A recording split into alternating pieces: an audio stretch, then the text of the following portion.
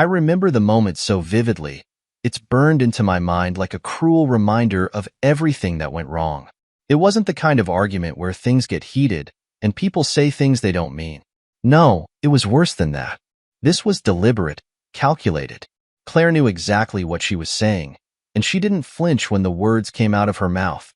We were in the middle of the kitchen, our kitchen, the one I'd remodeled with my own hands, because Claire had wanted a space that was modern but cozy. I'd picked out every tile, every fixture, even spent hours learning how to install cabinets so we wouldn't have to spend a fortune on a contractor.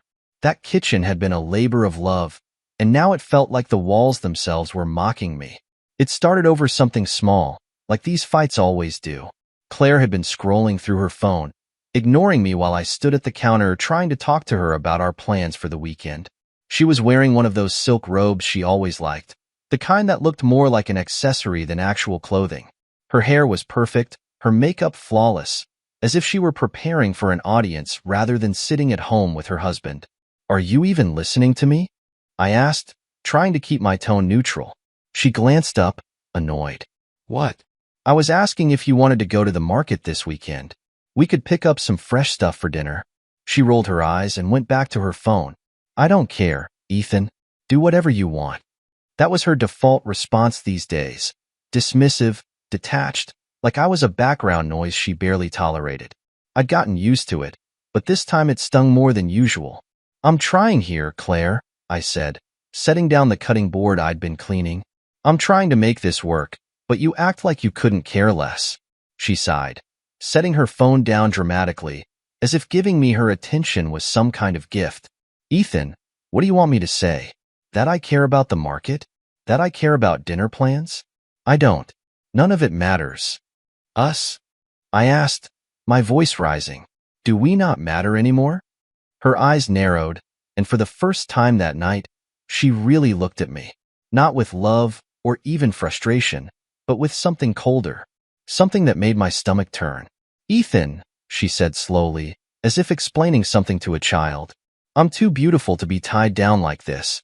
Too beautiful to be faithful to someone like you." I froze. For a moment, I wasn't sure if I'd heard her correctly.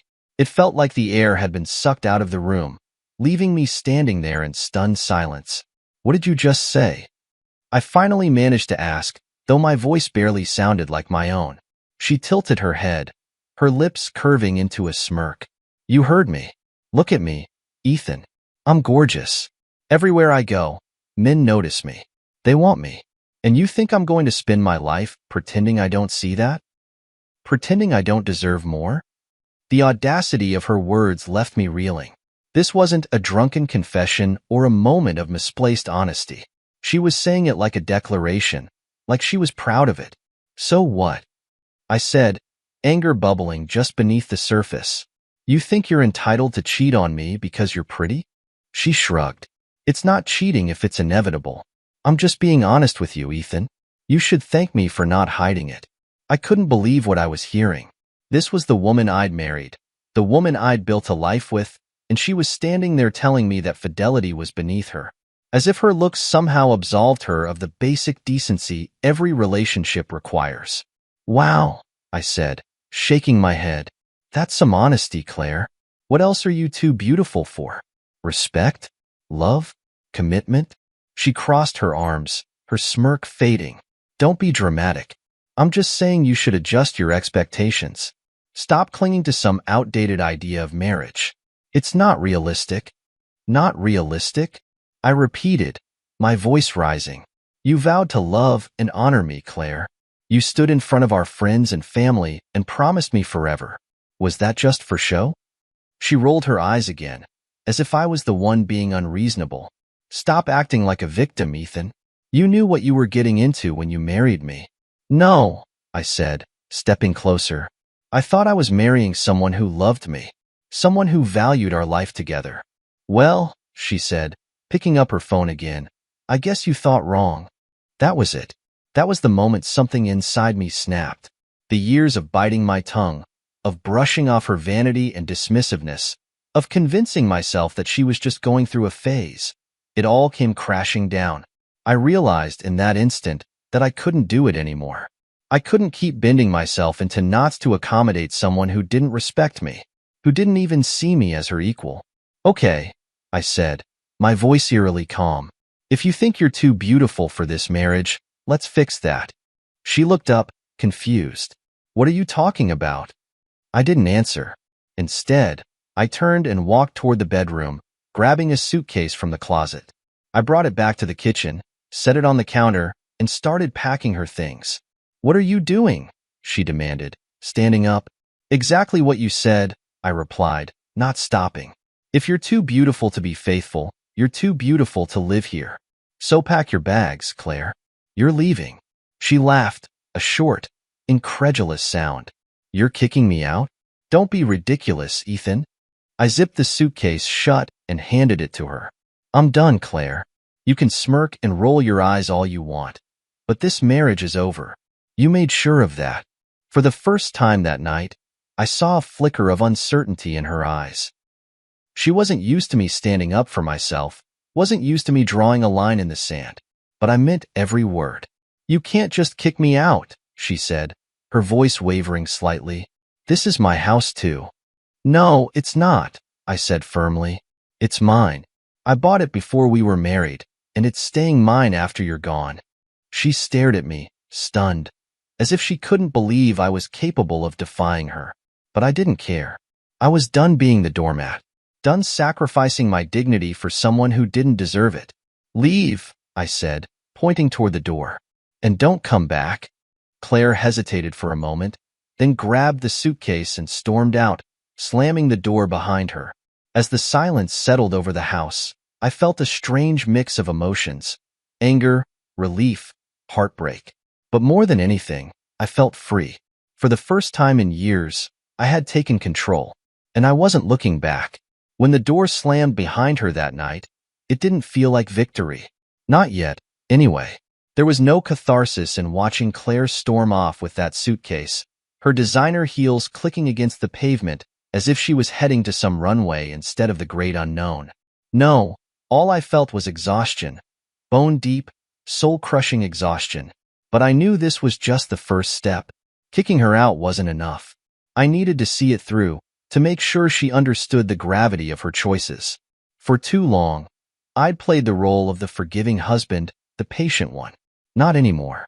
The morning after she left, the house felt eerily quiet. I stood in the kitchen, sipping my coffee, staring at the empty chair where she used to sit scrolling through her phone, barely acknowledging my existence. It hit me how little her absence changed the dynamic of this house. It was as if she'd already been a ghost in my life, haunting rather than living with me. But the emptiness also brought clarity. I finally had the space to think, to plan. Claire's departure wasn't going to be the messy, drawn-out battle she probably anticipated. I'd make it clean, decisive, and final.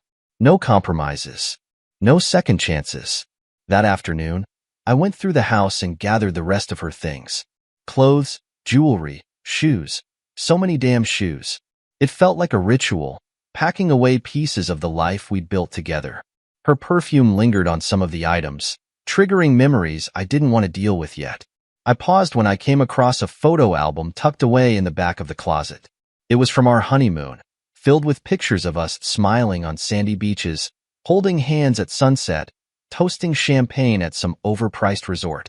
The man in those photos looked so naive, so sure of his future. I envied him, and I hated him a little too. For a moment, I considered throwing the album out with the rest of her things, but something stopped me. Instead, I shoved it back into the closet, out of sight but not entirely forgotten. Maybe one day I'd want to look at it again, to remind myself of how far I'd come. But not today. By the time I finished packing, the living room looked like a high-end boutique had exploded in it. Suitcases, bags, and boxes filled the space, each one a testament to Claire's insatiable appetite for luxury.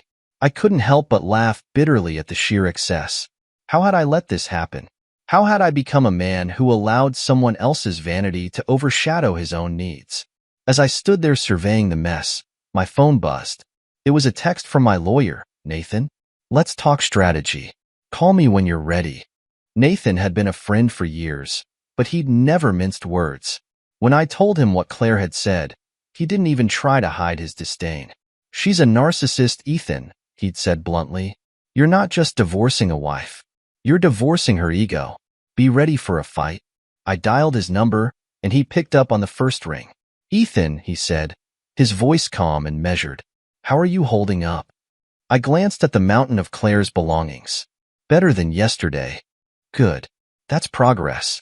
Listen, I've started drafting the paperwork. We'll push for an uncontested divorce if we can. But knowing Claire, she might try to make this ugly." I sighed. "What are my chances of keeping the house?" "Strong," he said. "It's in your name, and you bought it before the marriage. She might try to argue for a share based on contributions, but we'll counter that easily. Just make sure you document everything, texts, emails, anything that proves her behavior."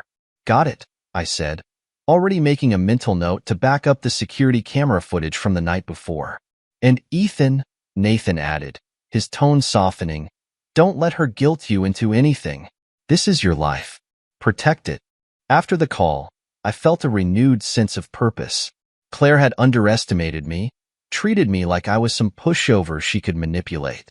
But she was about to learn that I wasn't the same man who had built her dream kitchen or tolerated her endless vanity. The next step was delivering her things. I wasn't about to have her waltz back into the house, acting like she could pick and choose what to take. No, this was going to be on my terms. I called a moving company and arranged for the boxes and suitcases to be delivered to her new address. I didn't know where she'd gone after leaving, but a quick look at her bank transactions, yes, I'd been monitoring them, showed she'd rented a posh apartment downtown. It figured. Claire always needed to be surrounded by status symbols, even when her world was falling apart. When the movers arrived, I instructed them to be careful but efficient. I didn't want any of her things damaged. It wasn't about revenge. This was about drawing a line, making it clear that she no longer had a place in my home or my life. As I watched the last box disappear into the moving truck, I felt a strange mix of emotions. Relief, definitely. But also sadness.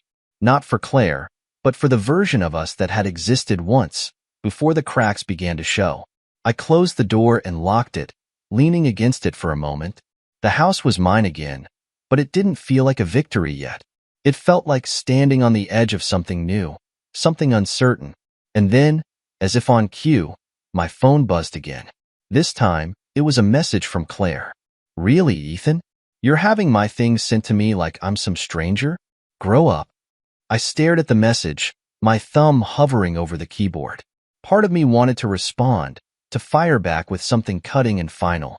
But instead, I locked the phone and set it on the counter. She didn't deserve my energy anymore. That night, I sat on the couch with a glass of whiskey, letting the silence settle around me. The house felt different now. Emptier, yes, but also lighter. For the first time in years, I felt like I could breathe. Claire had smirked and declared herself too beautiful to be faithful. She thought her looks made her untouchable, above accountability. But as I sat there, staring out the window at the darkened street, I realized something important.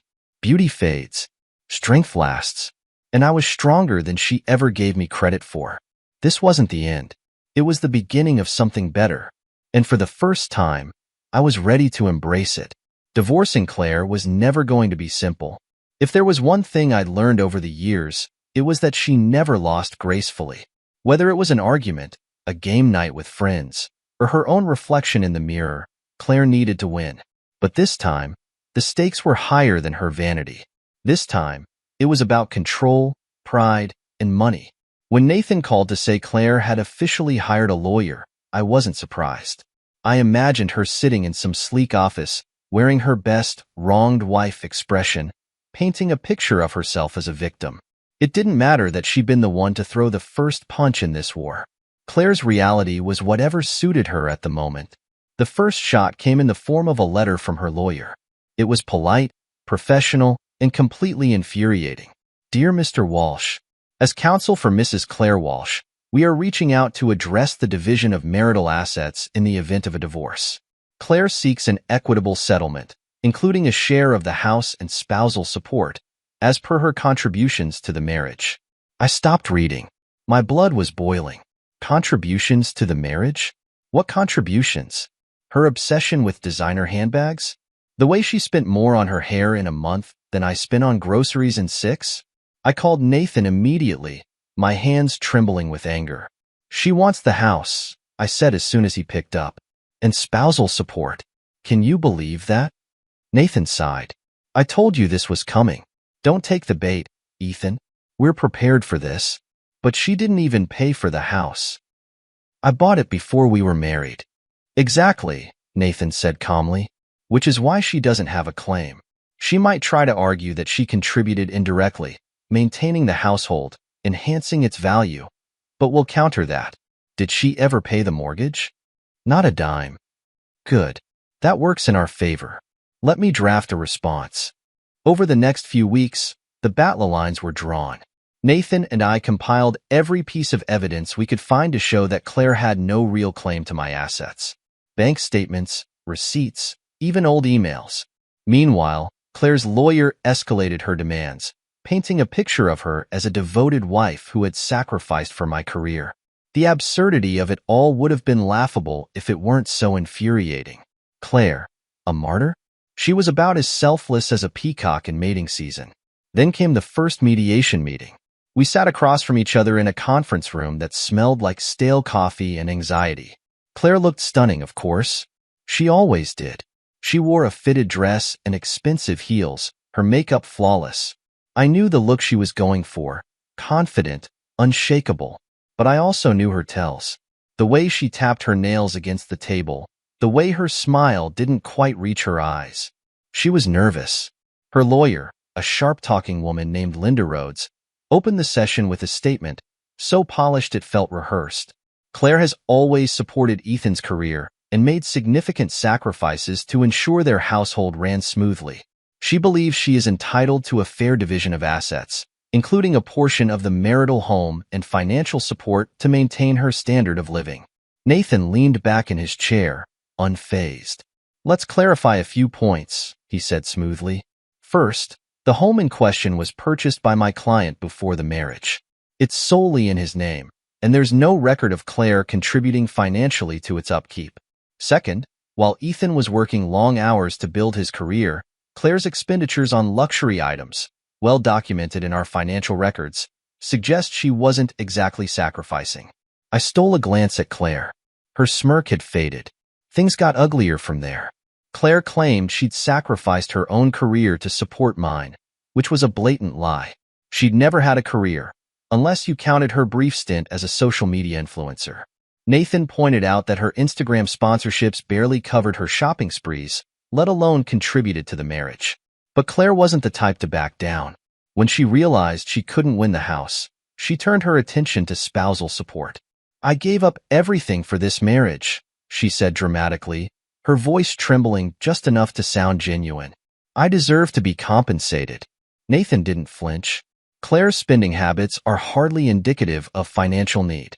If anything, they show a pattern of irresponsibility. Her lawyer objected, of course, but Nathan had the receipts. Literally. He presented months of bank statements showing extravagant purchases, designer bags, first-class flights, expensive jewelry. It was hard to argue financial need when you'd been living like royalty. Outside the mediation room, Nathan pulled me aside. She's grasping at straws, he said, but don't underestimate her. Claire's good at playing the victim. We need to stay one step ahead. He was right. Claire's next move was as bold as it was desperate. She tried to paint me as a controlling husband who had stifled her independence.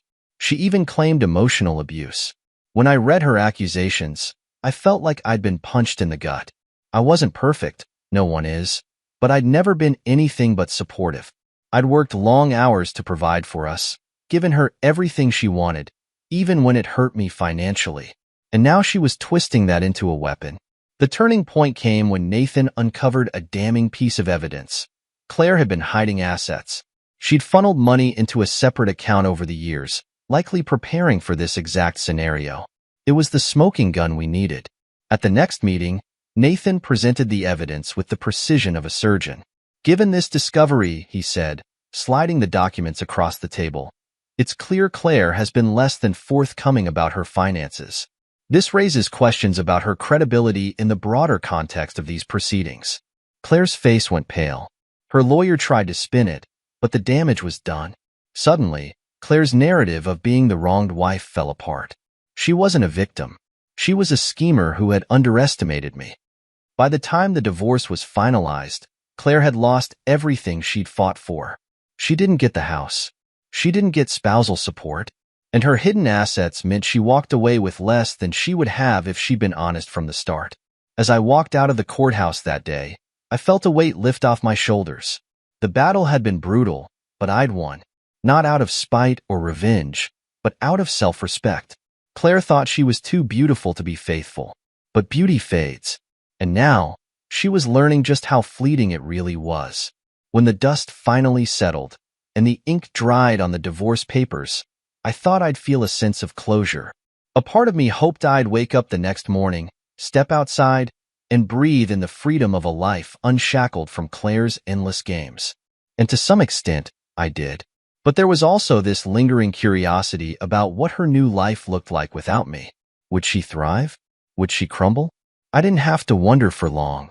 Word about Claire spread quickly, especially in a community as connected as ours. Gossip is a funny thing. It has a way of circling back to you, even when you're not actively seeking it out. Her first move after the divorce was predictable.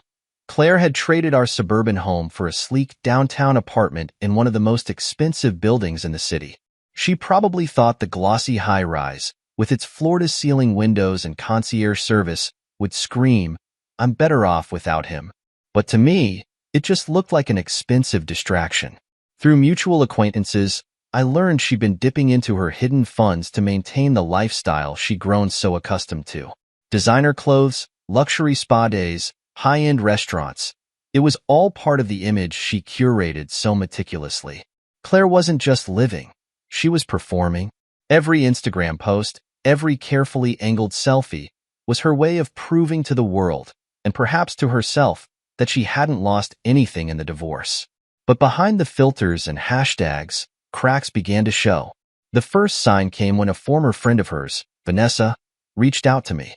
Vanessa had been part of Claire's social circle, a group of women who thrived on drama and competition. She'd never been particularly warm toward me during the marriage, but now she seemed almost apologetic. "Ethan," she said over the phone, her voice hesitant, "I thought you should know. Claire's not doing as well as she makes it seem." I wasn't sure how to respond. "What do you mean?" Vanessa sighed. "She's burning through her money faster than she thought. That apartment? It's costing her a fortune. And those vacations she keeps posting about? Half of them are comped because she's tagging brands. The other half, let's just say she's maxing out credit cards." I leaned back in my chair, processing her words. Claire had always been good at pretending, but even she couldn't outrun reality forever. As the months went by, Claire's attempts to rebuild her life took on a desperate edge. She started dating again, of course. That was inevitable. Men were drawn to her beauty, her confidence, her ability to light up a room with her presence. But what they didn't see, what I had come to know all too well, was the emptiness beneath the surface. Her relationships were brief, often ending in whispered rumors that made their way back to me. One man, a wealthy businessman named Eric, had dated her for a few weeks before breaking it off. According to Vanessa, he'd called her exhausting. Another, a younger guy named Ryan, had reportedly ghosted her after she tried to introduce him to her circle of friends. It was almost ironic. Claire had always claimed she was too beautiful for me, yet none of these men seemed willing to stick around. Maybe they saw through her facade. Or maybe they just didn't have the patience for the drama that seemed to follow her like a shadow. Meanwhile, my own life was taking a quieter, steadier turn. I threw myself into work, taking on new projects and challenges that reignited a sense of purpose I hadn't felt in years. I reconnected with old friends, people I drifted away from during the marriage. And I started going to therapy, not because I was broken, but because I wanted to understand why I'd let someone like Claire have so much power over me. It wasn't easy, of course. There were days when I felt angry, resentful, even bitter. But slowly, I began to realize that Claire's downfall wasn't my responsibility. She'd made her choices, and now she had to live with them. The turning point came one afternoon when I bumped into Emily, my younger sister, at a local cafe. Emily had always been blunt, sometimes to a fault, but I appreciated her honesty. "So," she said, stirring her latte, "I hear Claire's been making a spectacle of herself?" I raised an eyebrow. "What do you mean?" "She's been showing up at events, trying to mingle with the same crowd she used to. But it's not working. People are starting to see through her. Even Vanessa's distanced herself." "That's not surprising," I said, taking a sip of my coffee. "Claire's always been about appearances." Emily leaned forward, her expression softening. "You know, Ethan, you don't have to keep tabs on her. It's not your problem anymore." Her words hit me harder than I expected. Maybe she was right. Maybe it was time to let go of whatever curiosity or lingering resentment I had about Claire's life. But part of me wasn't ready to look away. Not yet. One evening, I got a text from Nathan, my lawyer and friend. "Check your email. You're going to want to see this." I opened the email to find an article attached, accompanied by a brief note from Nathan. "Looks like Claire's house of cards is starting to collapse." The article was from a local gossip blog, detailing Claire's failed attempt to launch her own business. Apparently, she tried to start a boutique clothing line, using the divorce settlement as seed money. But the venture had flopped spectacularly, leaving her in even deeper financial trouble. The article described her as once the darling of the local social scene, now struggling to regain her footing. It was harsh, but it wasn't wrong. I sat back, staring at the screen. Part of me felt a flicker of satisfaction, an undeniable sense of karma catching up to her. But there was also a twinge of pity. Claire had built her entire identity on beauty, charm, and the illusion of success. Without those things, who was she? The next time I saw Claire was completely unexpected. I was walking through the park on a crisp autumn afternoon, enjoying the kind of peace I hadn't felt in years. And then, there she was, sitting on a bench, staring at her phone. She looked different. Still beautiful, of course, but there was a tiredness in her eyes, a heaviness that hadn't been there before. She didn't notice me at first, and for a moment, I considered walking past without saying anything. But then she looked up, and our eyes met. "Ethan," she said, her voice softer than I remembered. "Claire." For a moment, neither of us spoke. Then she gestured to the bench. "Do you want to sit?" I hesitated, then nodded. As I sat down, I couldn't help but notice how small she seemed, smaller than I'd ever seen her. "I heard about your business," I said carefully. She laughed bitterly. "Of course you did. Everyone has." There was no trace of the smug, confident woman who had declared herself too beautiful for faithfulness. In her place was someone who looked lost. "I'm sorry it didn't work out," I said, and I meant it. She looked at me, her eyes glistening. "You're a better person than I ever gave you credit for, Ethan. I didn't appreciate you when I had you. And now, I don't even know who I am anymore." I didn't know what to say to that, so I just nodded. When I walked away from that park bench, I felt lighter. Claire had fallen apart after the divorce, but I realized I didn't need to carry her burdens anymore. Her journey was hers to navigate, and mine was just beginning. For the first time, I felt free, truly free, and it was exhilarating. The weeks following my unexpected encounter with Claire at the park were surreal. Seeing her sitting there, defeated and lost, had stirred a mix of emotions in me that I wasn't prepared for. Part of me had wanted to gloat, to revel in the fact that the woman who once declared herself too good for me was now struggling to keep her life together. But another part of me, the part that remembered the good moments, the laughter, and the dreams we'd shared, felt a pang of pity.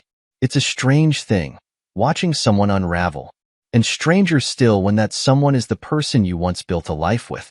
The first cracks in Claire's carefully curated world began to show soon after our divorce. At first, it was subtle. Small, almost imperceptible shifts that most people wouldn't have noticed. But I did. Her social media, once a constant barrage of glamorous selfies and staged perfection, became sporadic and inconsistent. Gone were the lavish dinners and exotic vacations. In their place were blurry photos of coffee cups and inspirational quotes about starting over. It was like watching a queen dismantle her own throne, brick by glittering brick. I didn't actively seek out updates on her life, but they had a way of finding me. Friends, neighbors, even strangers at the coffee shop. Everyone had something to say about Claire. She's not doing well, is she? Vanessa, her former friend, said over lunch one day. You know she had to sell some of her designer bags just to pay her rent? I nodded, sipping my coffee but not responding. What was there to say? This was the woman who had once boasted about being too beautiful to settle for an ordinary life. And now she was pawning her luxury items to make ends meet. The rumors didn't stop there. Apparently, Claire had tried her hand at a few ventures to reinvent herself. The failed boutique clothing line was just the beginning. There was also a brief stint as a lifestyle coach, which lasted all of 2 months before her clients, if you could call them that, stopped showing up. Then came the ill-fated YouTube channel, where she tried to brand herself as a wellness guru. It was hard not to cringe when someone sent me a link to one of her videos. There she was, sitting in her sparsely decorated apartment, trying to project an air of confidence while talking about manifesting abundance. The irony was almost painful. She doesn't know who she is without the facade, my sister Emily said when I told her about it. Claire's whole identity was tied to being this perfect, untouchable woman. Now that the cracks are showing, she doesn't know how to handle it. Emily wasn't wrong. Claire's beauty, her charm, her social connections, they had all been part of her armor. And without them, she was floundering. But what struck me most wasn't the failure itself. It was the way she handled it. Or rather, the way she didn't. One evening, I got a call from an old friend of Claire's, a woman named Monica who had always been more loyal to me than to her. Monica wasn't one to mince words, and that night was no exception. You need to know something, Ethan, she said, her voice low. Claire's been spiraling. Spiraling how? I asked, though I wasn't sure I wanted to hear the answer. She's been drinking more than usual. Showing up at parties she wasn't invited to, making a scene. It's sad, honestly. I leaned back in my chair, letting her words sink in. Claire had always liked a glass of wine, or 3, but this sounded different, desperate, reckless. Why are you telling me this? I finally asked. Because, Monica said with a sigh, I think she needs help, and I know she won't ask for it herself. The idea of stepping in, of somehow saving Claire from herself, felt absurd. She was the one who'd thrown away our marriage, the one who'd treated me like an accessory rather than a partner. Why should it be my responsibility to pick up the pieces of her shattered life? And yet, I couldn't shake the memory of her sitting on that park bench, looking smaller than I'd ever seen her. Wasn't this the same woman who once walked into every room like she owned it? The woman who had built her entire identity on being untouchable, unshakable? I wasn't sure what to do, so I did nothing. For a while, at least. Then, one night, I got a text from Steven, an old friend who worked at the bar Claire used to frequent. She's here. Drunk. Alone. You might want to come by. I stared at the message, conflicted. What did Steven expect me to do? Walk into that bar like some white knight? Scoop her up and save her from her own bad decisions? That wasn't my role anymore. Claire had made it clear when she walked out of my life that she didn't need me. But something in Steven's message gnawed at me. Against my better judgment, I grabbed my jacket and headed to the bar. When I arrived, I spotted her immediately. Claire was sitting at the end of the bar, her head resting on her hand, a half-empty glass of something strong in front of her. Her usually perfect hair was disheveled, her makeup smudged. She looked tired, and not just physically. There was a heaviness about her that I'd never seen before. I walked over cautiously, unsure how she'd react to seeing me. Ethan, she slurred, blinking up at me. What are you doing here? I could ask you the same thing, I said, gesturing to the glass in front of her. She laughed bitterly. Celebrating. Or mourning. I don't know anymore. I sat down beside her, against my better judgment. Claire, you need to go home. She shook her head. I don't have a home, Ethan. Not a real one. Not since. She trailed off, and I realized she was on the verge of tears. I helped her into a cab that night, making sure she got back to her apartment safely. It wasn't an act of forgiveness or reconciliation. It was simply the right thing to do. As I watched the cab drive away, I felt a strange mix of emotions, pity, anger, and a lingering sense of relief that her chaos was no longer my burden. The weeks that followed were quieter. Claire seemed to pull back from her usual antics, retreating into the shadows of her own making. I didn't hear much about her during that time, and I didn't seek out information, but I knew, deep down, that she was still struggling. One day, I got a letter in the mail. The handwriting on the envelope was familiar, and my stomach tightened as I opened it. Inside was a single sheet of paper with a short, handwritten note. "Ethan, I don't know how to say this, but I'm sorry. For everything. For taking you for granted. For letting my pride destroy what we had. I see now what I couldn't see before. That you were the best thing that ever happened to me. And I ruined it. I don't expect forgiveness, and I won't ask for it. But I needed you to know that I'm trying to be better. Claire." I read the letter twice, then set it aside. It wasn't the apology I'd expected, or even wanted, but it was a start. Whether Claire could truly rebuild her life was up to her. For now, all I could do was move forward with mine. After receiving Claire's letter, I sat on my couch for what felt like hours, turning it over in my hands. Her words were apologetic, even remorseful, but they didn't change the years of damage or the pain she'd inflicted on our marriage. Still, they lingered in my mind, like a soft whisper I couldn't quite tune out. I wasn't angry anymore. Not in the way I had been. The rage had burned itself out, leaving behind something quieter and harder to define. Maybe it was indifference, or maybe it was the realization that my life wasn't tied to hers anymore. Either way, I was free to move on, and it was time to figure out what that meant. The first step was reclaiming my space, both physically and emotionally. The house, once ours, was now fully mine, and I wanted it to reflect that. Claire's presence still lingered in subtle ways. The floral curtains she'd insisted on, the expensive artwork she'd picked out but never truly appreciated, even the faint scent of her perfume in the guest room closet. One Saturday morning, I decided it was time for a change. I started by ripping down the curtains, replacing them with something simple and clean. The artwork went next, replaced by framed photographs from my travels, places I'd visited before Claire, back when I still knew who I was. As I worked, a strange sense of satisfaction crept over me. Each piece I removed felt like shedding a layer of the past, making room for something new. By the time I finished, the house felt lighter, freer. It finally felt like home. Reclaiming myself wasn't just about the house, though. It was about rediscovering the man I'd been before Claire and figuring out who I wanted to be moving forward. For years, I'd put her needs, her wants, her dreams above my own. Now, for the first time in a long time, I had the chance to focus on myself. I started small, joining a local gym, something I'd always wanted to do but never had the time or energy for. The first few sessions were brutal, but they were also cathartic. There was something primal about pushing my body to its limits, sweating out the frustration and bitterness that had built up over the years. Then there were the hobbies I'd abandoned during our marriage. I dusted off my old camera, the one that had sat unused in the back of a closet for years, and started taking photos again.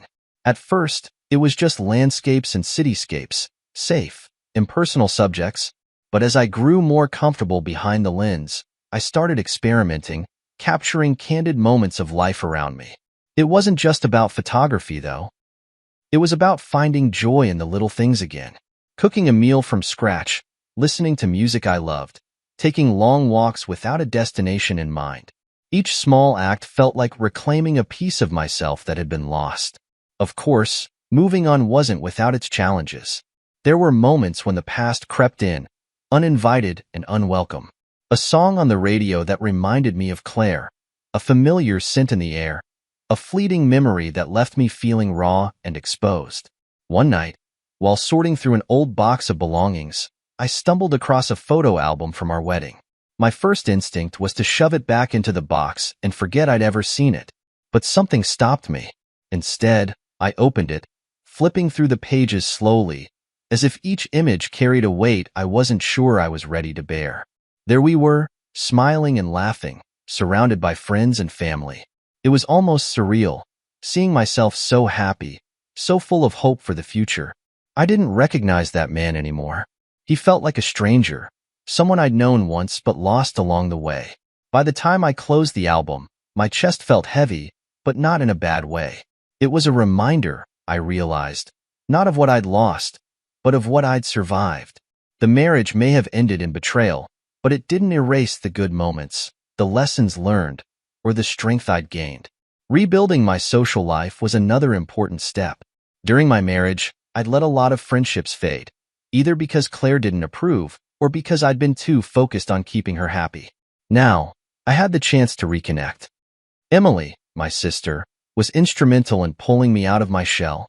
She dragged me to dinners, introduced me to new people, and encouraged me to put myself out there. It wasn't always easy. I'd spent so long in the shadow of Claire's drama that I wasn't sure how to be just Ethan again. But slowly, I started to find my footing. One evening, Emily invited me to a trivia night at a local pub. I was hesitant at first, but she insisted, promising it would be low-pressure fun. To my surprise, I had a great time. The group was lively and welcoming, and for the first time in years, I felt like I could just be myself. No expectations, no pretenses. It was at one of these trivia nights that I met Rachel. She was smart, funny, and refreshingly down-to-earth. Everything Claire wasn't. We hit it off immediately, bonding over our mutual love of books and sarcastic humor. At first, I wasn't sure if I was ready for anything more than friendship, but Rachel was patient, never pushing for more than I was willing to give. Over time, our connection grew. It wasn't a whirlwind romance like I'd had with Claire. It was steady, grounded, and real. With Rachel, there were no games, no ulterior motives, just two people learning to trust and care for each other. Through it all, I couldn't help but notice the stark contrast between my life and Claire's. While I was rediscovering myself, she was still struggling to piece her world back together. The gossip continued, painting a picture of someone who was floundering, desperate to hold onto the image she'd built. I didn't take pleasure in her struggles, but I also didn't feel responsible for them. Claire had made her choices, just as I had. And while I hoped she would eventually find her own path, I knew I couldn't let her journey derail mine. By the time the anniversary of our divorce rolled around, I felt like a different person, stronger, more confident, and finally at peace with the past. I'd reclaimed my life, my identity, and my sense of purpose. And for the first time in a long time, I was genuinely excited about the future. As I stood in my newly decorated living room, surrounded by photos of my travels and the people who mattered most, I felt a sense of pride. I'd survived heartbreak, betrayal, and the unraveling of a life I'd once believed in. And I'd come out the other side, not just intact, but thriving. This was my life now, messy, imperfect, and entirely mine, and I wouldn't trade it for anything. It's funny how time softens the edges of pain. A year ago, I couldn't imagine a day when Claire's name didn't sting like salt in an open wound. But as the months passed, the memories of our life together faded into a dull hum in the background. My focus was no longer on what had been taken from me, but on what I'd built in its place. Still, closure is a tricky thing. It sneaks up on you in the most unexpected ways, often when you least expect it. And for me, it came on a cold autumn afternoon, during what should have been an ordinary trip to the grocery store. I was standing in the produce aisle, debating whether the avocados were ripe enough, when I heard a voice behind me. "Ethan?" I froze. That voice, smooth, confident, but tinged with something softer, was one I hadn't heard in months. Slowly, I turned around, and there she was, Claire. She looked different. The perfectly curated image she'd always maintained was gone. Her hair was pulled back in a loose ponytail, her makeup minimal. She wore a simple sweater and jeans, nothing like the designer outfits she used to flaunt. But it wasn't just her appearance that struck me. It was her demeanor. She seemed smaller somehow, quieter, vulnerable. "Claire," I said, keeping my tone neutral. "Hi." She smiled, but it didn't reach her eyes. "I wasn't expecting to see you here." "Same," I said, glancing at the cart she was pushing. It was half empty, filled mostly with basic groceries. For a moment, I wondered if she was still struggling financially, but I pushed the thought aside. It wasn't my place to ask. There was an awkward pause, the kind that used to be unthinkable between us. Finally, Claire broke the silence. "How have you been?" she asked. "Good," I said honestly. "Really good." She nodded, her eyes flickering to the floor. "That's good to hear." Another pause. I could tell she wanted to say more, but she seemed unsure how to start. Claire, unsure of herself. It was a sight I never thought I'd see. Against my better judgment, I decided to break the tension. "Do you want to grab a coffee or something?" I asked, surprising even myself. I wasn't sure why I offered. Maybe out of curiosity, maybe out of a desire to finally close the door on this chapter of my life.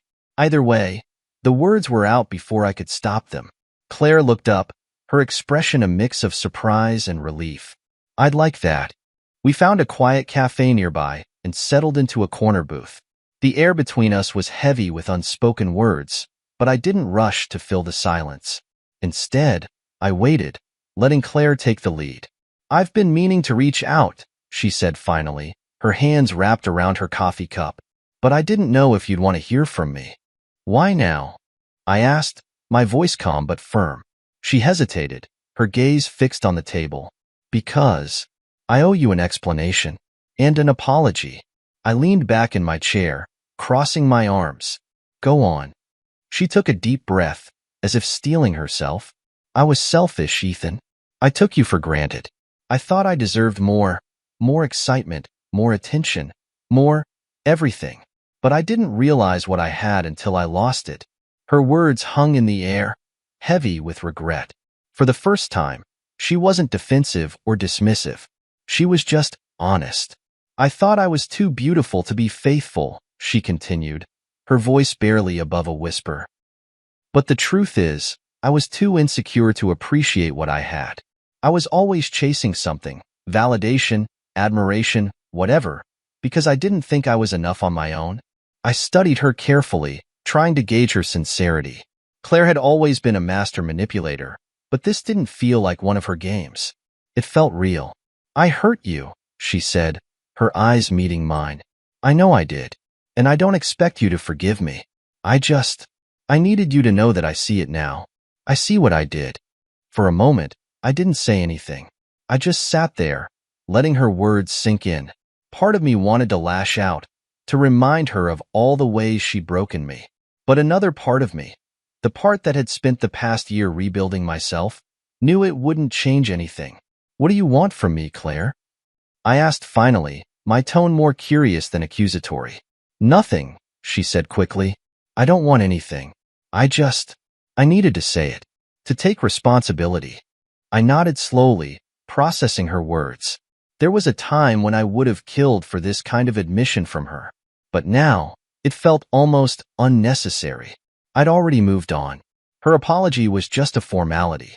"Thank you," I said finally, "for saying that." She looked up, surprised. "You're not angry?" I admitted. "For a long time. But I've worked through it. I've moved on." Her expression shifted, a mix of relief and sadness.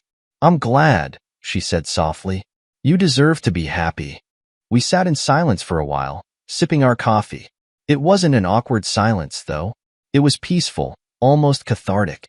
For the first time in years, I felt like we were on equal footing, two people who had shared a life but were no longer tethered to each other.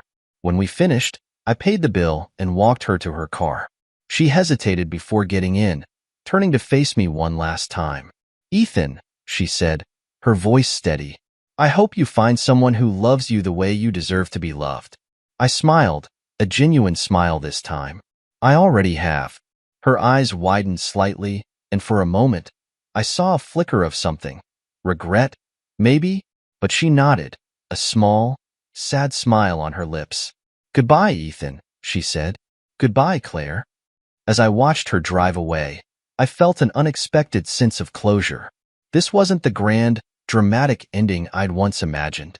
There were no fiery confrontations, no last-minute declarations of love or regret.